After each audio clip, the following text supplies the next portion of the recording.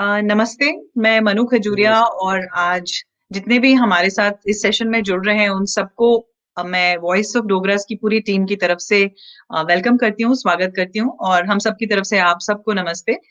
आज इससे पहले कि मैं अपने नमस्ते। स्पेशल गेस्ट जो हैं हमारे आज उनको इंट्रोड्यूस करूं, मैं जस्ट कुछ बातें कहना चाहूंगी। अक्टूबर का जो महीना है वो जम्मू कश्मीर के लिए काफी बिजी महीना होता है, इन द सेंस कि जो हमारे किसान हैं वो इस वक्त हार्वेस्टिंग कर रहे होते हैं अपने क्रॉप के। कश्मीर में अगर आप जाएं तो जो अखरोट की खेती है वो नई खेती आ रही होती है। गुज्जर बकरवाल को आप देखें तो इस वक्त वो पहाड़ों से नीचे आ रहे होते हैं क्योंकि अभी सर्दियों का मौसम बस आने ही वाला है। ये सब एक बड़ी नॉर्मल सी एक्टिविटी में अगर हम इतिहास के पन्ने पलटें तो एक बड़ा, जिसको कहते हैं कि एक बड़ा सौंबर महीना है। सौंबर यानी कि बड़ा गंभीर, हमारे इतिहास के जो वो पन्ने हैं वो बहुत दर्दनाक हैं। बहुत सी ऐसी इवेंट्स हुए 26 अक्टूबर के पहले। 26 अक्टूबर को तो इंस्ट्रूमेंट ऑफ एक्सेशन साइन किया महाराजा हरि सिंह जी ने, लेकिन उसके पहले जो चीजें हुई वो बहुत दर्दनाक थी।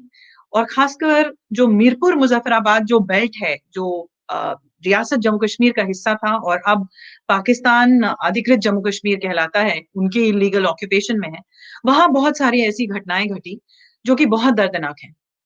उसका नतीजा ये हुआ कि जो जब मीरपुर मुजफ्फराबाद इलाके के जो हिंदू और सिख थे वो वहां से उन्होंने पलायन भी किया, बहुत सारे लोग मारे गए, बहुत सारी औरतों का बलात्कार हुआ, बहुत सारी औरतों का अपहरण हुआ। और वहां अब जो मैं कह सकती हूँ पाकिस्तान ऑक्यूपाइड जम्मू, वहां कोई हिंदू या सिख आबादी बिल्कुल नहीं बची। ये पार्टीशन का दौर था, यहाँ बहुत कम्युनल राइट्स हो रहे थे। जम्मू में भी इसका असर देखा गया। लेकिन आप इसी तरह से कंपेयर कर सकते हैं कि जो इंडियन जम्मू है वहां आज भी 33% मुस्लिम्स हैं, लेकिन पाकिस्तान ऑक्यूपाइड जम्मू में कोई हिंदू या सिख पॉपुलेशन बची नहीं। तो हमने सोचा कि ये चाहे दर्दनाक घटना है लेकिन ये इतिहास का एक बहुत इंपॉर्टेंट, बहुत महत्वपूर्ण हिस्सा है। और इतिहास को हमको हमेशा पढ़ना चाहिए, उस पर विचार करना चाहिए क्योंकि वो हमें बहुत कुछ सिखाता है और एक तरह से हिदायत देता है कि ये चीजें दोबारा नहीं दोहराई जाएं या ये चीजें दोबारा नहीं हो। तो आज इसी बात पर, या मीरपुर की जो एट्रोसिटीज हुई, जो जेनोसाइड हुआ मीरपुर में, जो चीजें हुई उस पर बात करने के लिए हमारे साथ हैं डॉक्टर कुलवीर गुप्ता जी। मैं इनका आपको परिचय दे देती हूँ। ये एक सर्वाइवर, मैं कहूंगी विक्टोरियस सर्वाइवर हैं क्योंकि वो इन चीजों को उन्होंने देखा, सहा, वहां से वो निकले। उसके बाद उन्होंने पढ़ाई की, वो एक डेंटल सर्जन है। 10 साल उन्होंने इंडियन आर्मी में भी सर्व किया। फिर उन्होंने अपनी एक प्राइवेट प्रैक्टिस शुरू की जम्मू शहर में, वो अभी भी चल रही है और अब उनकी बेटी उसको संभाल रही है। तो डॉक्टर कुलवीर गुप्ता जी, आज वॉइस ऑफ डोगरास के यूट्यूब चैनल पे और इस सेशन पर आपका बहुत बहुत स्वागत है। नमस्ते। धन्यवाद। मैं डॉक्टर गुप्ता आपसे जो पहला प्रश्न करने चाहूंगी, बिकॉज हम मीरपुर की बहुत सी बातें करेंगे, but I want to start from the note of a positive note, या रादर आप हमें ले जाएं पीछे और बताएं कि मीरपुर कैसा था। हम सब जानते हैं कि 25 नवंबर 1947, 25 नवंबर 1947 वी से कि it ceased to exist as it used to be. लेकिन उसके पहले मीरपुर कैसा था? मीरपुर के बारे में अगर कहा जाए तो मेरे विचार में जो मैं कॉन्सेप्ट किया हुआ है, अपने मन में बिठाया हुआ है, लगता है कि ये शहर परियों द्वारा बनाया गया था और पीर पंचाल की तलहटी पे इसको रखा गया और इसके दक्षिण और पश्चिम और हरे भरे पहाड़ थे, जो देख के यूं लगता था कि ये शहर उनकी गोद में बैठा हुआ है। और नॉर्दर्न साइड में इस प्लेटो की ढलानें जो थी वो एक बहुत चौड़े रिवर बेड की तरफ जाती थी, जिसे हम खड कहते थे लोकल पार्लेंस में, और ये लगभग 1 किलोमीटर या उससे भी ज्यादा चौड़ी रही होगी। और इस जहाँ पे ये ढलानें मिलती थी इस रिवर बेड को, उसके साथ साथ एक श्रृंखला थी कुओं की, जो शहर के लिए पीने का पानी प्रोवाइड करते थे। और ये कुओं तक पहुंचने के लिए काबल डकियां थी, पक्के पत्थरों से बनी हुई और बहुत ही मजबूत डक्कियां थी, कुछ के नाम मुझे अभी भी याद हैं। बंदी की डक्की हमारे घर के आगे से होके जाती थी, और दूसरी थी मुर्दे गली की डक्की, जहां से शमशान की ओर जाया जाता था, उसे शिव की डक्की भी कहते थे। और तीसरी बहुत बड़ी डक्की थी रघुनाथ मंदिर जी की डक्की। तो इन डक्कियों से जुड़ा हुआ था मीरपुर शहर इस खड्ड के साथ। और ये खड्ड लगभग मैंने जैसे बताया कि 1-1.5 किलोमीटर चौड़ी थी, और इसके सामने परली तरफ जो नजारा था वो बहुत से गांव दिखते थे, खेत दिखते थे, और उनके गांव से, घरों से निकलता हुआ धुआं दिखाई देता था। रात के समय चिमनी की रोशनी हमें दिखाई देती थी। और ये गांव के पीछे का एरिया जो था वो एक और ऊंचाई की तरफ, ढलान ऊंचाई की तरफ जाती थी, जिसे हम कह सकते हैं कि प्लेन से पहाड़ की तरफ हम चलते हैं। और शुरू में कुछ बुशेस होती हैं, और उसके बाद पेड़ शुरू हो जाते हैं, और ये ग्रीनरी ऊपर तक, रिज लाइन तक जब पहुंचती है तो केवल चीड़ों का ही एक जंगल दिखाई देता है। और उस चीड़ों की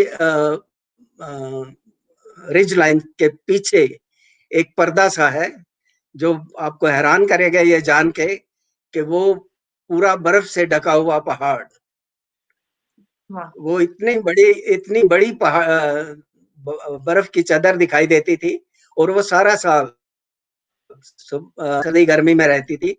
उसके देख के मुझे अब जम्मू में जब कभी मैं अपने घर की तीसरी छत पे चढ़ता हूँ, तो साफ दिन में माता वैष्णो देवी के पीछे कुछ बर्फ की चोटियां दिखाई देती हैं। यहाँ तो वो बहुत छोटी दिखाई देती हैं, लेकिन हमारे मीरपुर में वो लगभग आप समझे इससे 2-3 गुना ज्यादा दिखाई देती थी, क्योंकि आगे वाली पहाड़ियां उसमें छोटी होती थी। तो बहुत ही अच्छा सुंदर नजारा था। और ये हुई यहाँ की प्राकृतिक सुंदरता का वर्णन। और उसके बाद मैं कहूंगा मीरपुर की आबादी कोई लगभग 20,000 के पास रही होगी, मिली जुली, मुस्लिम और हिंदू। मुस्लिम लगभग 25% थे उसमें, और हिंदू और सिख बाकी ये थे। और मुझे जहां तक इतिहास की जानकारी है, डोगरा रूल के शुरू होने से 1846 से लेके 1931 तक कोई कम्युनल राइट ना तो जम्मू में हुआ, ना श्रीनगर में हुआ, ना मीरपुर में हुआ, कभी सुना ही नहीं था। 1931 में पहली बार, जो हमारे बुजुर्ग सुनाया करते थे कि 88 का शोहरत, विक्रम 88 था वो उस वक्त, और 1931 था दिस क्रिश्चियन कैलेंडर। तो उस समय पहली बार कम्युनल राइट्स का सुना गया। लेकिन फिर भी मीरपुर बिल्कुल शांत रहा, मीरपुर में कोई ऐसी घटना नहीं हुई 1947 तक। और 1947 में भी लोकल मुस्लिम्स उस एरिया के, उन्होंने मीरपुर पे कोई अटैक नहीं किया। लेकिन दुर्भाग्य की बात यह है कि आजाद, जब मुल्क की पार्टीशन हुई और मुल्क आजाद हो गया 15 अगस्त के बाद, तब तक महाराजा हरि सिंह जी ने मुझे आज तक नहीं समझ आया कि किस कारण से उन्होंने इंस्ट्रूमेंट ऑफ एक्सेशन साइन नहीं किया। वो उनकी दुविधाएं जो भी रही होंगी, लेकिन मैं तो उनको दोषी मानूंगा इस बात के लिए कि उन्होंने समय रहते नहीं किया। अगर समय रहते उन्होंने ये इंस्ट्रूमेंट ऑफ एक्सेशन साइन किया होता, तो भारतीय फौजें हमारी सीमाएं सुरक्षित करती, हमारी जानें सुरक्षित करती, और पूरी रियासत जम्मू कश्मीर आज एक सुरक्षित खंड होता। और ना ही ये आज की जो प्रॉब्लम है, जो इंटरनेशनल प्रॉब्लम फोरम पे बनी हुई है, ना ये प्रॉब्लम होती। तो जी, उस जो डॉक्टर कंपोजिट गुप्ता, ये आपने, सोसाइटी की बात, जी, मैं जस्ट एक चीज कहूंगी, आपने बहुत अच्छी बात कही कि एक बड़ा स्ट्राइकिंग पॉइंट है ये कि जम्मू कश्मीर में इसके पहले कोई कम्युनल राइट्स नहीं हुए थे। और अगर कहा हाँ, जाए तो शायद सबसे पहला षड्यंत्र जो हुआ जम्मू कश्मीर रियासत में, जिसकी वजह से कम्युनल राइट्स हुए, वो कश्मीर में हुए। वो 1931 1931 में हुए। उसमें एक 31 बड़ा में मिस्टीरियस फिगर था, जी, अब्दुल उस कादिर। वो अब्दुल कादिर जो था, he was a butler of a major, he was a resident, British resident in J&K. तो उसने ये, because he was a communal minded person and he was probably sent on purpose to instigate the local Muslims against the Maharaja. Ji, So that was तो the beginning of ये आपने एक बहुत अच्छी historical perspective दी कि उसके पहले नहीं हुआ, और जब 1931 में ये राइट्स हुए भी तो मीरपुर अछूता था इन दंगों से, इन मजहबी दंगों से। ये एक बड़ा इंटरेस्टिंग पॉइंट आपने कहा, और जो आपने स्पेशली बात कही कि you as a Mirpuri felt abandoned, क्योंकि ये मेरा आपसे दूसरा सवाल था, क्योंकि I want to hear what you went through, but ये एक बहुत इंपॉर्टेंट पॉइंट आपने कही कि as a Mirpuri you felt abandoned. मैं खुद पढ़ रही थी इसकी हिस्ट्री में, तो मैंने देखा कि 1 अक्टूबर को महाराजा हरि सिंह ने कर्नल भगवान सिंह को दिल्ली भेजा था आर्म्स एंड एम्यूनिशंस के लिए, पर वो स्टोर्स नहीं खुले। बाल्की गुप्ता जी ने अपनी बुक में लिखा है कि, और इनफैक्ट हरबंस सिंह समरयाल जी ने भी अपने एक आर्टिकल में लिखा है कि ऐसा लगता था कि दिल्ली को और शेख अब्दुल्ला को, दिल्ली में ऑफ कोर्स नेहरू थे, उनको फिक्र नहीं थी मीरपुर की। जब तक कश्मीर वैली को थ्रेट नहीं आया तब तक आर्म्स एंड एम्यूनिशंस दिए ही नहीं गए, and Mirpur was left almost defenceless. इसके बदले मैं तो ये कहूंगा कि उनको जानकारी ही नहीं थी कि मीरपुर के बारे में क्या जवाहरलाल नेहरू हुआ या ये लोग जो इसके में सोच रहे थे कि उन्होंने वहां दिल्ली जाके किस किस बिना पे वो मांगते, और वहां से आर्म्स और एम्यूनिशन उनको कैसे मिलते दिल्ली, जब तक आपने उनके साथ वो किया ही नहीं है इंस्ट्रूमेंट ऑफ एक्सेशन, तो किस बिना पे एक अलग राज्य को वो देते अपनी तरफ से। तो इसमें तो गलती है हमारी स्टेट की एडमिनिस्ट्रेशन की रही ना, किसी को भी भेजा हो हेल्प मांगने के लिए, लेकिन किस शर्त पे वो लेंगे। और क्योंकि जवाहरलाल नेहरू और शेख मोहम्मद अब्दुल्ला के आपस में दोस्ताना ताल्लुक थे, और somehow Jawaharlal Nehru was anti Maharaja because he wanted to, he was against monarchy system, and Maharaja had once in fact stopped him for entering J&K to fight for Sheikh Abdullah's this thing. So that was the reason I think they did not get any help. The only thing which could have got them help in time was this signing instrument of accession, and he delayed it by exactly 71 days after 15th of August 1947, and betrayed us and led to what all happened. जी, so doctor Gupta, अब आप बताएं कि हुआ क्या, मतलब आपकी जो बुक है, I will read out the title here, एम्बर्स the beginning and एम्बर्स the end of Mirpur. इसमें आपने डिस्क्राइब किया है, आप तो काफी उम्र से आप काफी छोटे थे जब ये सारी घटनाएं घटी हैं, आपकी फैमिली को इतनी ट्रेजेडी देखनी पड़ी, बट कुछ थोड़ा सा शेयर करें आप व्यूअर्स के साथ कि क्या हुआ। मैं सिर्फ 6 साल का था उस समय जब ये हुआ, और 25 नवंबर को जब ये घटना हुई मीरपुर के फॉल की, उससे लगभग 1 महीना पहले से ही हम लोग चारों तरफ से गिर चुके हुए थे इन्फिल्ट्रेटर से, जो पाकिस्तान ने फ्रंटियर प्रोविंस से पठानों को मंगा के या रजाकार जो थे फौज से निकले हुए उनको भेज के पाकिस्तानी सेना ने इनको पुश किया था। तब तक formal attack by Pakistan army नहीं लॉन्च हुआ था मीरपुर साइड में, लेकिन ये रजाकार और ये as infiltrators they enter, they were trying to enter the city many times, but because we had a garrison of about 800 soldiers of Maharaja's army in Mirpur, they defended the city very bravely, and on 2 occasions they killed 2 Pathans also, and it deterred those people from entering the city.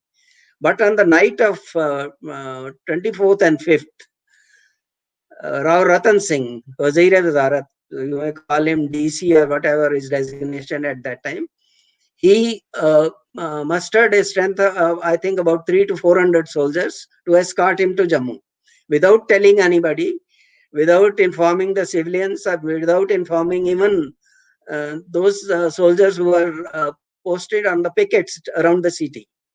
So half of the army was left without any knowledge of the departure of Rao Ratan Singh, and he was the person who could have probably held on and got help from the Indian army, but he abandoned civilians as well as army personnel.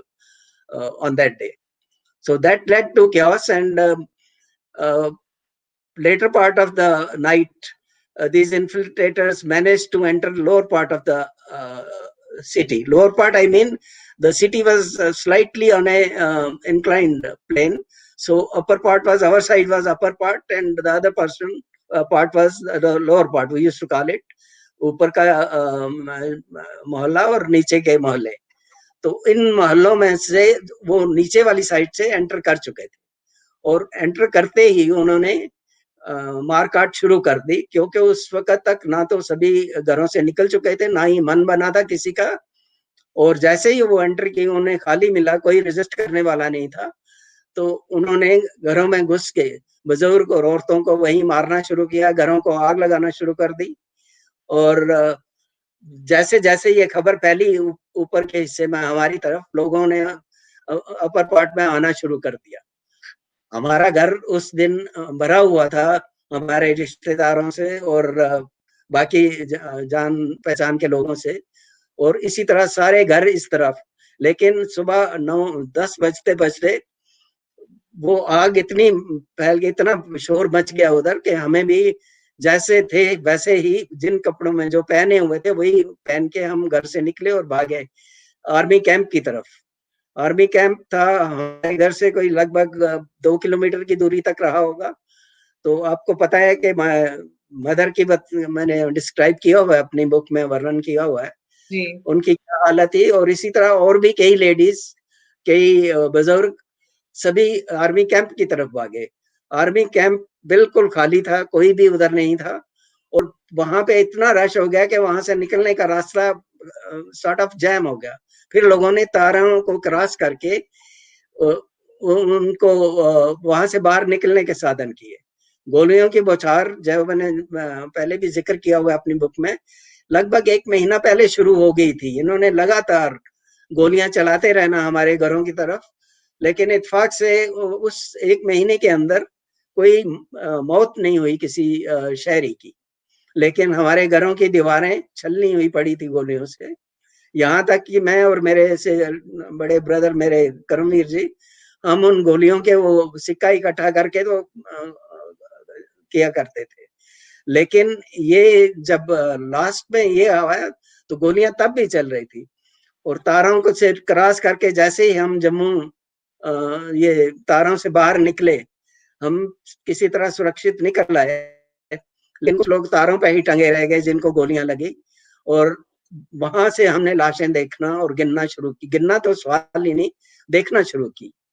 और जो ही हम थोड़ी देर आगे निकले तो दाएं बाएं कोई घायल अवस्था में गिरा हुआ है और कोई मरे हुए. तो ये सिलसिला चलता रहा पूरा दिन. हमारा नजारा ये रहा. सिर्फ कहीं कहीं वो आड़ मिलती थी पहाड़ी की ऊंचाई की वजह से, गोलियां हम तक नहीं पहुंचती थी. जी. तो ये उस दिन की कहानी है जिस दिन मीरपुर हमने छोड़ा. जी. तो उसमें क्या हुआ आगे क्या हुआ, वो अगर आप चाहें तो मैं पूरी डिटेल में बुक को. उसके पहले मैं डॉक्टर गुप्ता, मैं कुछ कमेंट्स पढ़ रही थी, जो कमेंट्स लिख रहे हैं, जो हमारे साथ व्यूअर्स जुड़े हैं. उसमें अंश चौधरी ने ये कमेंट किया है कि कैसे जो मीरपुरी अबैंडनमेंट की बात कर रहे हैं कि मीरपुरी को काफी डिसीजंस गलत हुए. उसमें एडिशन उन्होंने कहा कि गांधी जी के पास भी डेलीगेशन गई थी मीरपुर से. उन्होंने कहा वहां बर्फ होती है इसलिए इंडियन आर्मी पहुंच नहीं सकती. और मैंने भी ये बाल्की गुप्ता जी की बुक से ये निकाला है, मैं इसको जस्ट पढ़ना चाहूंगी कि he has mentioned that a delegation जिसमें मेहरचंद महाजन एंड रामलाल चौधरी, ये जो थे, ये दिल्ली गए थे पंडित नेहरू को मिलने के लिए 13 नवंबर को. तब तक एक्सेशन साइन हो चुका था. सो 13 नवंबर को वो गए एंड उन्होंने हेल्प मांगी मीरपुर के लिए. बट जैसा इस बुक में भी मैंने पढ़ा कि he was not interested and they were told that the way Hindus and Sikhs have migrated from Pakistan to India. In fact 13 नवंबर को हुआ, और 15 नवंबर को फिर एक डेलीगेशन गया गांधी जी से और फिर नेहरू से दोबारा मिलने के लिए कि बहुत से मीरपुरी अभी भी फंसे हुए हैं उस इलाके में, उनको निकालने के लिए कुछ मदद होनी चाहिए. ये जो फंसे हुए हैं डॉक्टर गुप्ता, ये आपकी बुक में डिस्क्रिप्शन है, क्योंकि आप उन मीरपुरियों में से हैं जो फंसे हुए थे. यानी कि अलीबाग प्रिजन कैंप की बात अगर हम करें तो उस कैंप के बारे में बताइए, क्या कहाँ पे रखा गया? ये जो बात आप कर रहे हैं वो तो 13 नवंबर की है ना। हमारा जी, तो 13 25 नवंबर। नवंबर के बाद फाल हुआ मीरपुर का। ये जी कहानी जो है मैं उस पर विश्वास नहीं करता कि कोई डेलीगेशन गांधी को मिला होगा। मैं डेलीगेशन कोई गया होगा तो नेहरू जी को मिला होगा। गांधी जी का इन चीजों से कुछ लेना देना नहीं था उन दिनों, क्योंकि अगर ठीक। कोई हेल्प देनी थी तो जवाहरलाल नेहरू ने देनी थी, ना कि महात्मा गांधी ने। और जी जी जवाहरलाल नेहरू ये कह नहीं सकते कि ये भी उसी तरह माइग्रेट करके आ जाएं। ये कोई तुक की बात नहीं, ये केवल उन लोगों के नेहरू विरोधी जो भावनाएं रखते हैं वो कहते हैं पूरा ठीक रहा उनके सर पे फोड़ने के लिए। तो ये मैं इनसे सहमत नहीं। जी, ठीक है। ये बाल्की गुप्ता जी के बुक से मैंने आपको बताया, ये उनका हाँ, वही डिस्क्रिप्शन है। पहले भी मैंने भी जी कहीं पढ़ा हुआ था। मैंने उनकी जी। बुक में भी पढ़ा, उससे पहले भी कुछ कमेंट्स कुछ लोगों ने किया हुआ है कि हम्म। नेहरू और गांधी ने मीरपुरियों के लिए कुछ नहीं किया। लेकिन ऐसा नहीं है, जब हम खुद वो कर नहीं सके टाइम पे, तो अभी उनको ब्लेम देना नहीं है। और अगर नेहरू के पास पहुंचे होते उस वक्त, लेकिन किस बेस पे, अगर तो हलाक होने के बाद 26 अक्टूबर के बाद पहुंचे तो फिर तो डिनाई कर ही नहीं सकते। उन्होंने तो श्रीनगर में एयरफोर्स भेज दी ऑन फर्स्ट जी, कॉल फ्रॉम इनफैक्ट महाराज। जो जिन लोगों वो का नाम मेंशन्ड कंट्राडिक्टरी है। है, जिन लोगों ये का जो नाम, चीज हाँ, मैं कह रही थी जिन ये लोगों जो का चीज नाम कह रहे हैं मेंशन्ड ये है जो गए कंट्राडिक्टरी। इनसे मिलने के लिए, उनमें प्रोफेसर बलराज मधोक का नाम, प्रेमनाथ डोगरा का नाम, जैसे हमने कहा रामलाल चौधरी जी का नाम है, कि ये नवंबर के महीने की इनफैक्ट डेट्स हैं, कि वो इनफैक्ट ब्रिगेडियर पारंजपे से भी मिले, एंड दैट वाज ऑन 23 नवंबर।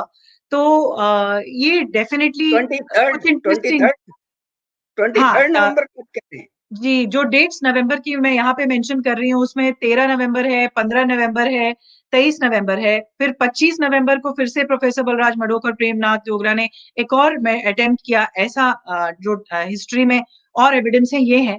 लेकिन अभी एक कमेंट आया कि आपको थैंक यू करता हुआ, कि thank you for writing the book जो आपने लिखी। एंड ये मैं इसमें मैं कहना चाहूंगी, मुकेश शर्मा जी कह रहे हैं कि your history, your book is history personified. And ये मेमोरीज हमको पता नहीं होती, जो कि यहाँ I would like to mention कि व्हेन वी प्रमोटेड कि इवेंट आपके साथ होने वाला है, बहुत लोगों ने ये भी कहा कि हमें तो पता नहीं है कि मीरपुर में हुआ क्या। Which brings me to the interesting fact कि ऐसा क्यों हुआ कि मीरपुर में जो चीजें हुई, या मीरपुर से जो रेफ्यूजी आए उनके बारे में इतनी बात ही नहीं की गई। बाद में नेशनल मेन स्ट्रीम पर कोई बात नहीं हुई, ज्यादा जिक्र नहीं हुआ। It is like a blip, like national consciousness में जो कहीं खो गया। ऐसा क्यों हुआ? I think it was a lopsided view of the central government in favor of Sheikh Abdullah. अच्छा। So that was one reason कि वो उनकी तरफ ही देखते थे। जो शेख अब्दुल्ला ने कहा वही सही है, जो बाकी लोग कह रहे हैं। मीरपुर के डेलीगेशन कई बार मिले उनको जाके, ये कहा, यहाँ तक कहा कि हमें इंटरनेशनल लॉज के मुताबिक रेफ्यूजी रजिस्टर करिए एज रेफ्यूजीज।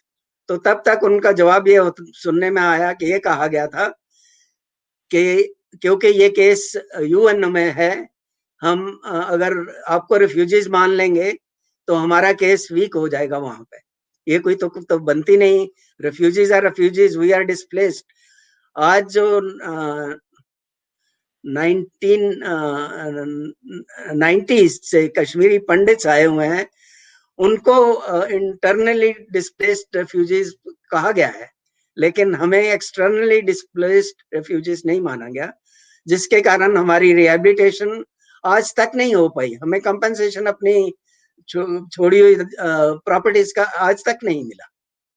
जी सो ये चीजें इतिहास के खोजने की जरूरत है और जानने की जरूरत है कि हमारे साथ क्या हुआ। और उसके बाद मुझे एक बात की आज तक समझ नहीं कि जब इंडियन फोर्सेस एडवांस कर रही थी और पाकिस्तान ने जो एरिया हथिया लिया हुआ था, लाइक रजौरी, नौशहरा वगैरह, तो वहां उनको वापस लिया हमने। कोटली हम्म। तक इंडियन आर्मी पहुंच चुकी थी, जहां से अबाउट 60 माइल्स अवे था मीरपुर, और वहां पे रुकवा दी गई।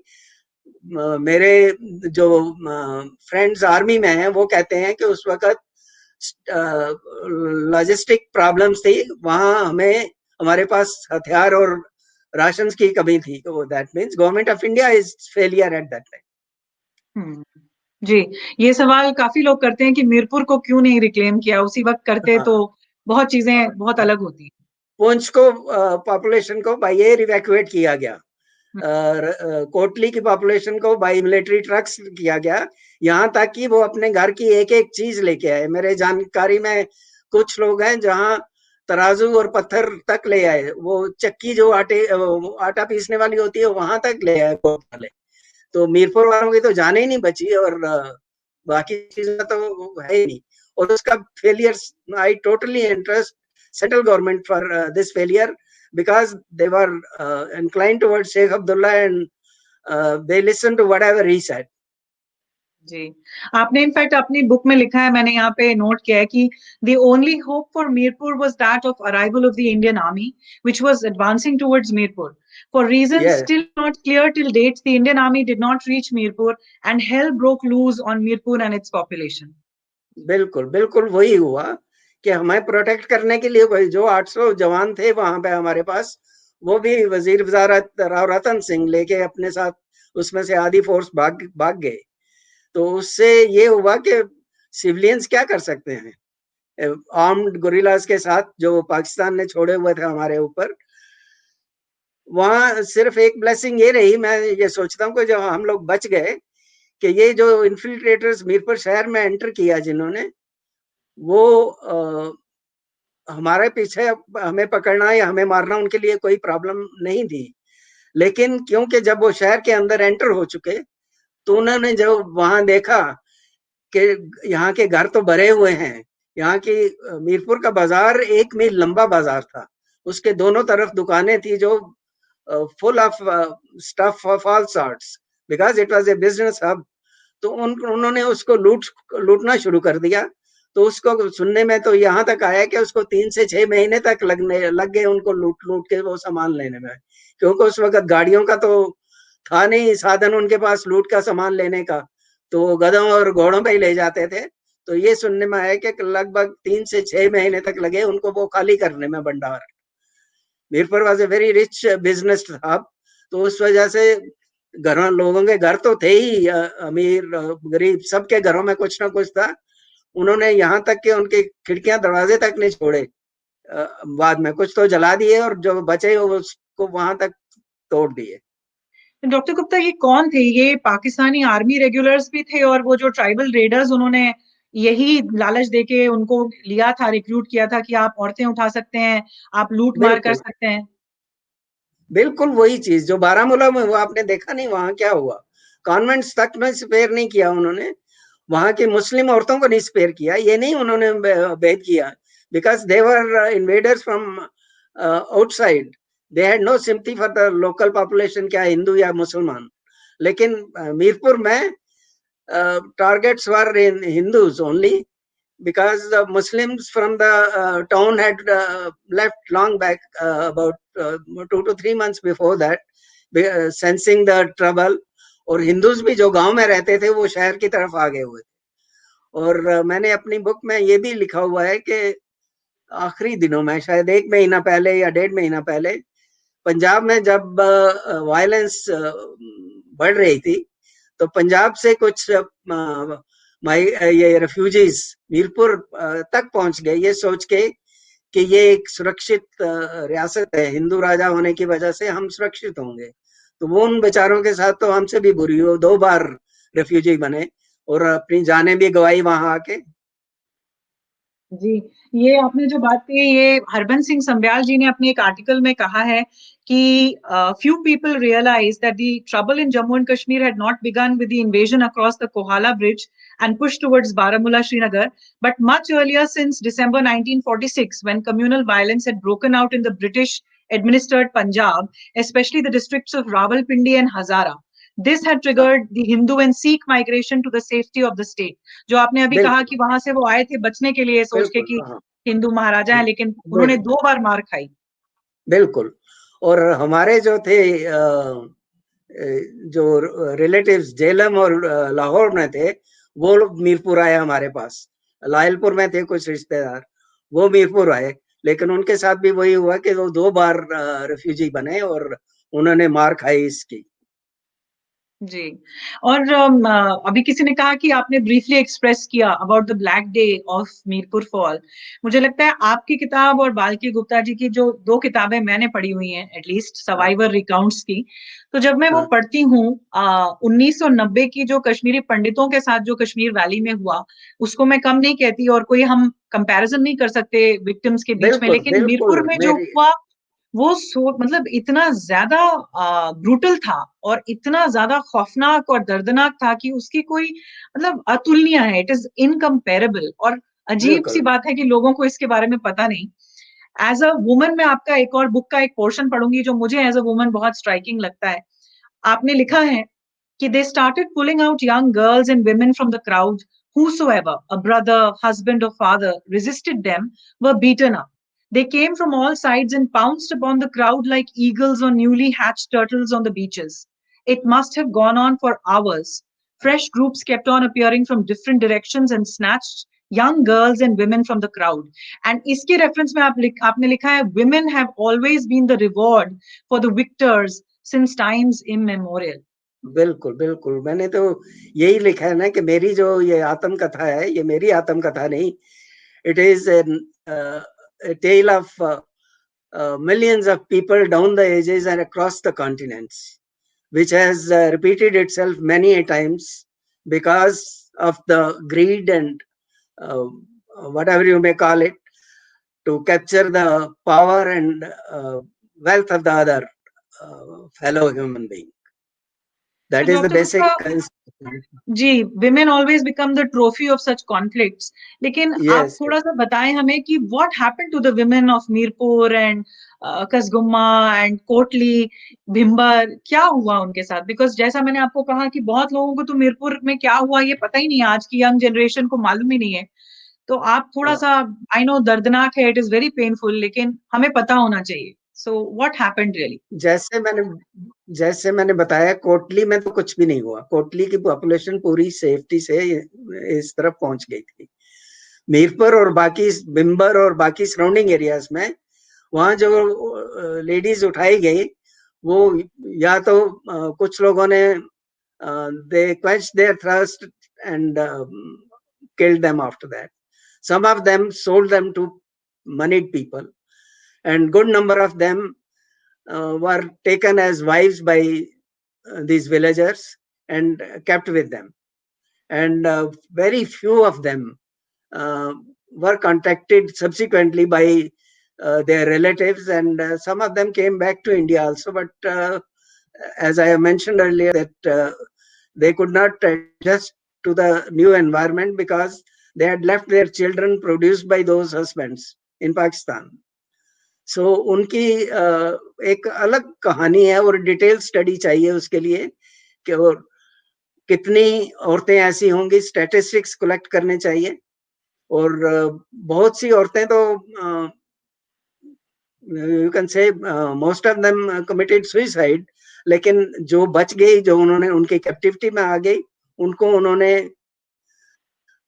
इस तरह से इस्तेमाल किया, या शादी कर ली, या बेच दिया, या ब्रॉथल्स में भेज दिया। So that sort of thing they had done with those women. और उनके जी बच्चे जो हुए उनकी भी हालत वैसे की वैसे ही। जी, बहुत पेनफुल है। ऐसा पूरा डिस्क्रिप्शन है कि लॉट्स ऑफ प्रेग्नेंट विमेन उन्होंने छलांग लगा दी नदी में, किशन गंगा में। एंड ये जब इंसान पढ़ता है तो लगता है कि दिस इज नॉट वेरी ये फार बैक इन कैनाल टाइम। थी, ये मंगला कैनाल थी यहाँ पे ना, हाँ जी। जो अली बेग कैंपस थी, ये मंगला कैनाल थी। और इसमें जैसे मैंने अपनी बुक में भी डिस्क्राइब किया कि जैसे हम क्रॉस कर रहे थे वो ब्रिज, तो बहुत से लेडीज ने वहां से जंप किया, इवन बुजुर्ग जेंट्स ने भी, जिनकी से ठीक नहीं थी या मानसिक तौर पे वो नहीं सहन कर पाए, तो उस समय काफी लोगों ने वहां कूद के, या रास्ते में कई कुएं आए वहां पे उन्होंने कूद के जाने दी, लेडीज ने और बाकियों ने। जी जी। इसमें आप एक बात आप का कुछ। जिक्र जी एक बात का मैं जिक्र ये करना चाहूंगा in reference to history of refugees from Muzaffarabad, Mirpur, and other areas of POK. Muzaffarabad was part of Kashmir division. I wonder if you know that. जी जी Before हाँ जी partition, was part of Kashmir division. So Muzaffarabadis had affiliation to Srinagar as first preference to settle there. But ji Sheikh Muhammad Abdullah ensured that none of them could settle there, could stay there, or neither he created any camp for them at that place. Like in Jammu, they had created some camps for refugees from Mirpur, but in Srinagar, he did not allow any of those Muzaffarabadis to stay there because he was afraid that they will probably change the demography of the place. These were Hindus from Muzaffarabad. They were Hindus and Sikhs from Muzaffarabad. और उनको मतलब Kashmir division का हिस्सा था मुजफ्फराबाद, लेकिन शेख अब्दुल्ला ने उनको settle नहीं होने दिया लेकिन कश्मीर। उनको कश्मीर में सेटल होने नहीं दिया।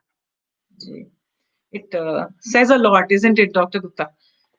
He has passed it on to his next generation, 2 generations, the same thing. What they have been doing, the next, his son and his grandson, they have been, I call them as overgrown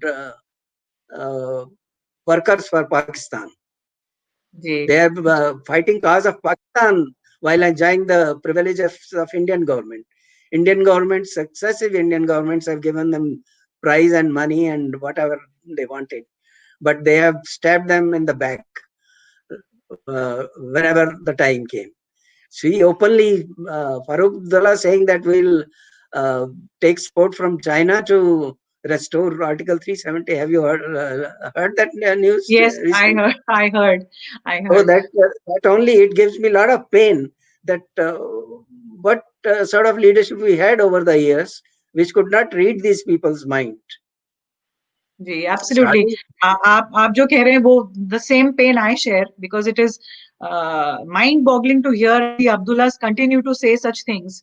and I think मैं Yes. दोहराना चाहूंगी कि this is the same Abdullah family जिसके शेख अब्दुल्ला ने जो refugees आए मुजफ्फराबाद से, जो ऑलरेडी कश्मीर डिवीजन का हिस्सा था, उनको ही कश्मीर में सेटल नहीं होने दिया on the basis of religion. And आज वही अब्दुल्ला, उनका ग्रैंडसन, इज सेइंग कि मैं सुप्रीम कोर्ट जाऊंगा इस एब्रोगेशन को रिवोक करने के लिए।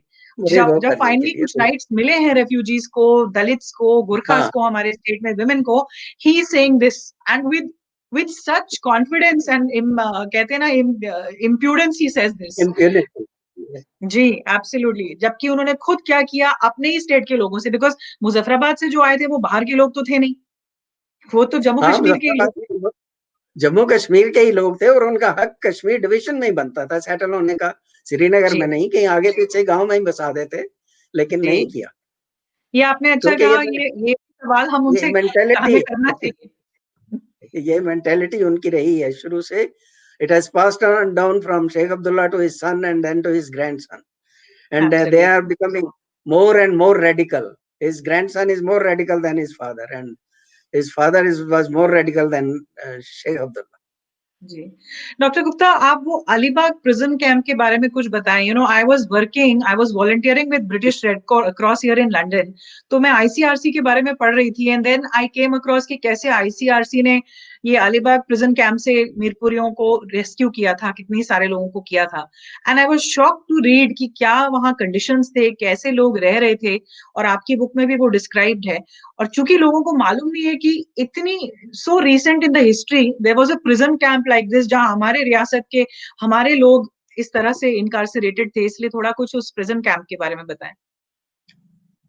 उस प्रिजन कैंप के बारे में यही कह सकता हूं कि रिसेंट टाइम्स में आपने कई जूइश कंसंट्रेशन कैंप्स के वीडियोस और पिक्चर्स देखी होंगी, and we were worst of.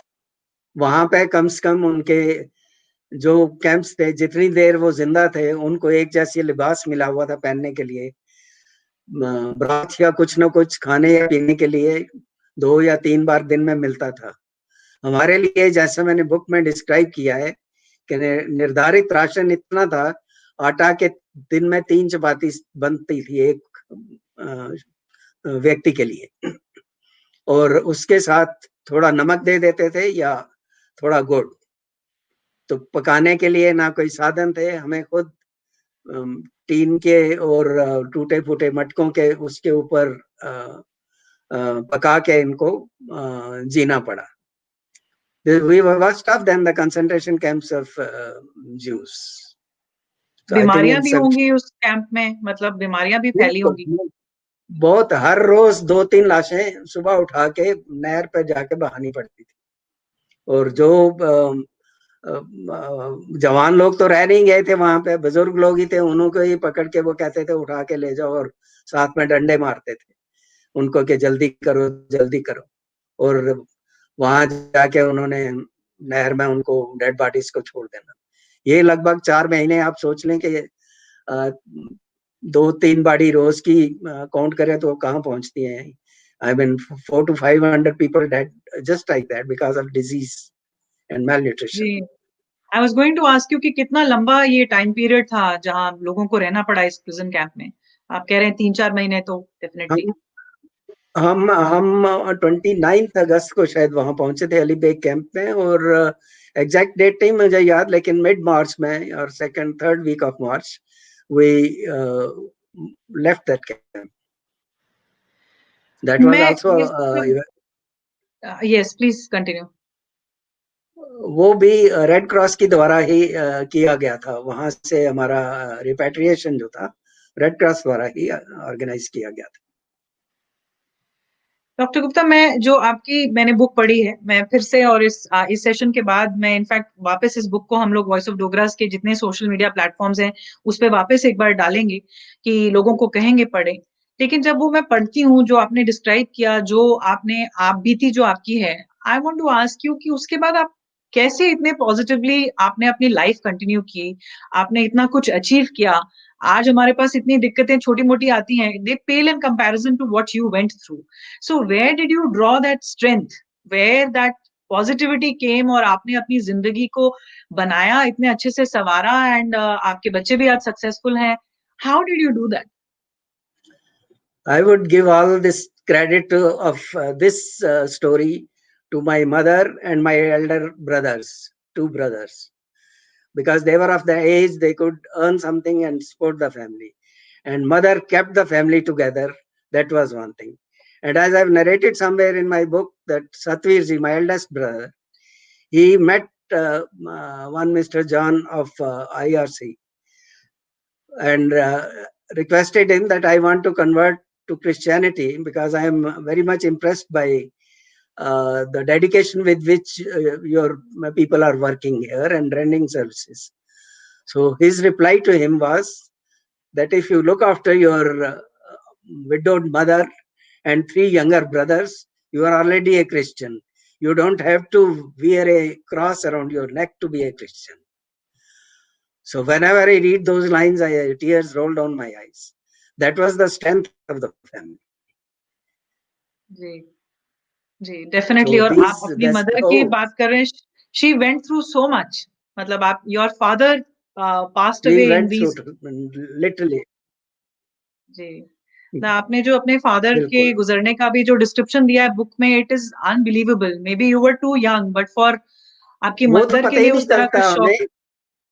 हम्म, उस विषय में तो हमें पता ही नहीं चलता कि वहां क्या हुआ उस रात को। अगर वो मास्टर हरबंस लाल जी किसी तरह ना बच जाते, जिसका मैंने वर्णन किया हुआ है बुक में, वो उसी लाइन में खड़े थे जहां मेरे फादर और बाकी सब उनको निर्वस्त्र करके उन्होंने लाइन में खड़ा किया हुआ था, और एक एक को लेके वो ब्रुटल की ठोकरों से और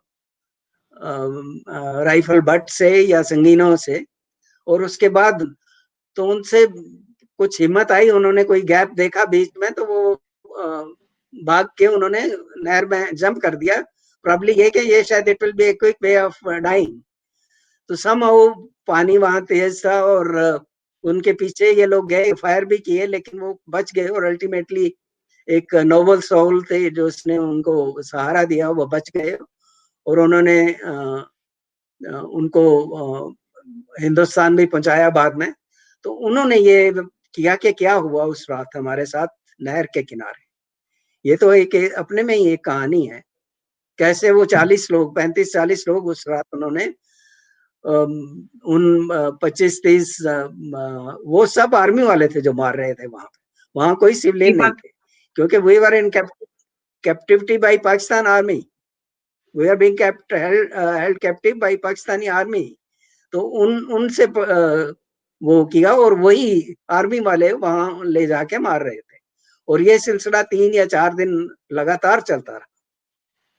तो ये मतलब वहां से पाकिस्तानी आर्मी ने आप लोगों को कैद कर रखा था और वहां से ये 40 के करीब आदमियों को ले गए, निर्वस्त्र किया और उसके रोजाना बाद उनको मारा।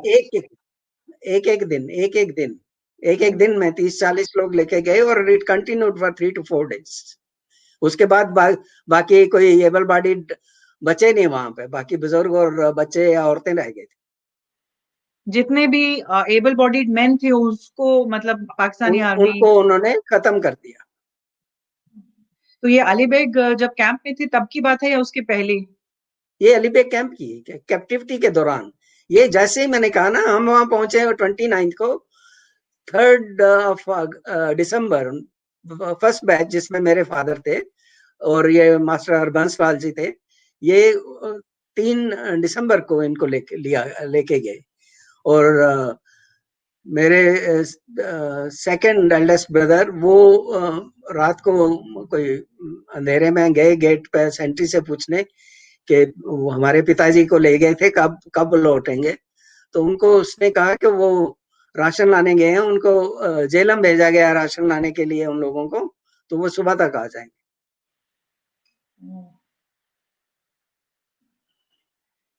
डॉक्टर गुप्ता, मैं before I go to the next question, मैं आपकी बेटी डॉक्टर श्वेता के पोएम से एक छोटा वर्स मैं पढ़ना चाहूंगी, बिकॉज बहुत अच्छी पोएम उन्होंने लिखी है, वो आपकी बुक की शुरुआत में ही है। Essence in verse, Mirpur a paradise a tragedy. To my dismay, this is a fact, not illusion, that makes my mind cloud with confusion. It's about a place I could never visit, so my narration cannot be that intense or explicit. Yet with my verse I would try, because I want you to know it. I don't know why. ये जो line है कि I would want you to know it, I don't know why, ये एक बहुत important सवाल है कि मीरपुर के बारे में, और आपने भी आगे लिखा है, आपने लिखा है कि या आपकी बुक के बारे में जो डिस्क्रिप्शन है उसमें लिखा हुआ है कि the narrative of his personal experiences reflects his concern for the future of human race. तो आपने ये बुक क्यों लिखी? मैंने पढ़ा कि आपका ड्रीम प्रोजेक्ट था, और क्लियरली जैसे डॉक्टर श्वेता ने ये पोएम लिखी है तो घर में बातचीत होती है। आपने ये आगे कहानी बताना आपको क्यों लगता है ये जरूरी है, या बाकी भी जो लोग हैं उनको ये कहानी क्यों पता होनी चाहिए? I'll tell you, as a boy, I used to watch white floating clouds across the blue skies and watch them for hours in their myriad forms, whether a lion, an elephant, a chariot, or a fairy, or a dolphin. And I would ride a cloud of my choice to sail to the land of fairies or to my dreamland. So my dreamland, I have conceptualized a world without violence, without hate, without hunger. So with this, I want to sensitize the human sensibilities to awaken from the greed and shun the greed and violence and find a new path of better life. You see, our Mother Earth is blessed with everything in unfathomable resources, which can be the entire, not only humanity, but the entire creation. So why should we quarrel amongst ourselves? So there I want to tickle those sensibilities that people should realize that what are we doing all this for? So if we think on those lines, I think we can create a better world. You see, with every change of climate, our Mother Earth gets loaded with the new coat, which provides us food for the next whole year. So it is ever renewing process. and there will never be a dearth for next 1,000 generations also. Then why this greed and grabbing? Whether it is at the level of individuals or whether it is level of communities or societies or countries.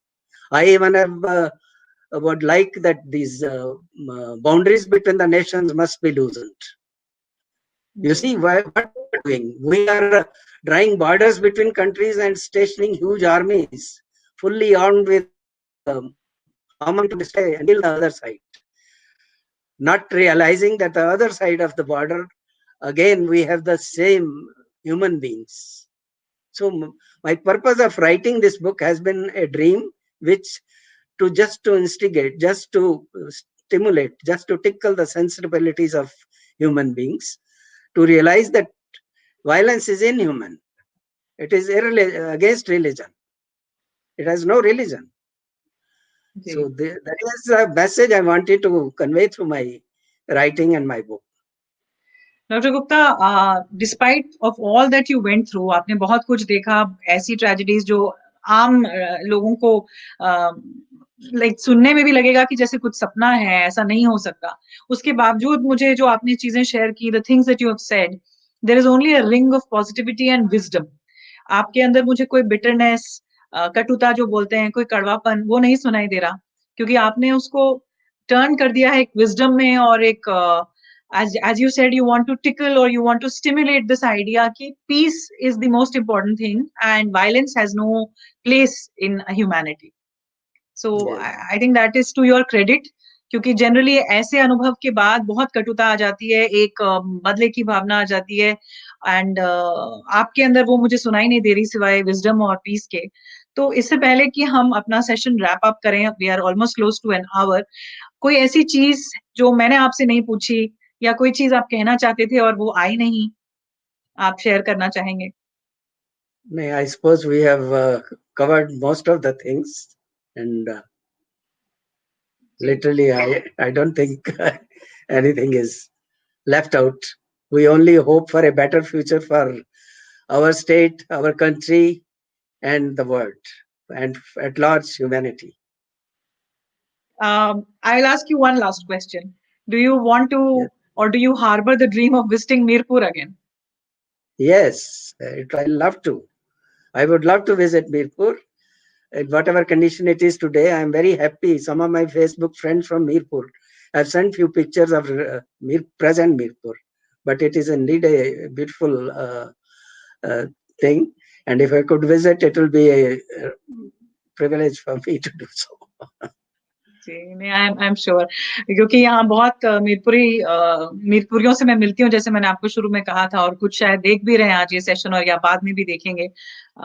तो ये एक bond है जो शायद टूट नहीं सकता। आप एक शहर के लोग हैं। सो मैं जो आज हमारे साथ जुड़े हैं उनको मैं कहूंगी कि आप प्लीज मीरपुर को जानिए, उसकी इतिहास को पढ़िए। डॉक्टर कुलवीर गुप्ता जी ने बहुत अच्छी किताब लिखी है और वो इसीलिए लिखी है क्योंकि वो हमें बहुत कुछ सिखाती है। एम्बर्स the beginning and एम्बर्स the end of Mirpur, ये हम अपने सोशल मीडिया प्लेटफॉर्म पे शेयर भी करेंगे। बाल्की गुप्ता जी की भी बुक है विस्मृत अत्याचार, मीरपुर की त्रासदी, वो भी आप पढ़ सकते हैं, और भी बहुत आर्टिकल्स हैं। And doctor Gupta, voice of Dogras की टीम की तरफ से मैं आपको बहुत बहुत धन्यवाद कहती हूँ। बहुत बहुत आप हमारे साथ जुड़े और इतना कुछ आपने बताया।